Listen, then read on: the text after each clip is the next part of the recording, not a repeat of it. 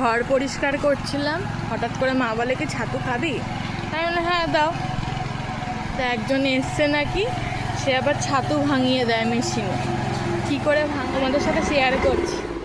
এই যে এখানে একজন কাকি আমাদের বাড়ির সামনে, উনিও নিচ্ছিলেন আমরা যাওয়ার আগেই। তো এই যে মেশিনটা এইভাবে স্টার্ট করার পরে এখানে ছাতুর জন্য 1 বাটি মতো ছোলা দিয়ে দেয়, মানে যতটা পরিমাণ দরকার হবে ততটা দিয়ে এটা কিন্তু ভাঙানো হবে। মানে খুব ইজি বানানো। আর ভালো কথা, তোমরা কেউ লাইক আর সাবস্ক্রাইব কেন করছো না? ভিডিও তো সবাই দেখো, একটু সাবস্ক্রাইব করলে কি হয়েছে? এত কষ্ট করে রোদ্রে দাঁড়িয়ে দাঁড়িয়ে ভিডিও দিচ্ছি, একটুখানি সাবস্ক্রাইব করলে কি খুব কষ্ট হয়ে যাবে?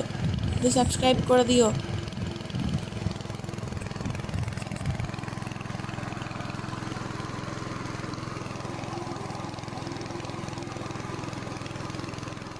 ছাতু ভাঙানো কমপ্লিট হয়ে গেছে, আর মাও এসে গেছে। 1 কিলো 120 টাকা করে বিক্রি করছিল, তো আমরা 500 নিয়েছি 60 টাকা দিয়ে।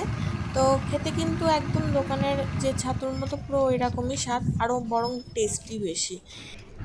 এই যে গরম গরম ছাতু এখন চলে যাচ্ছে জলে। সব বাইরে ফেলছো তো।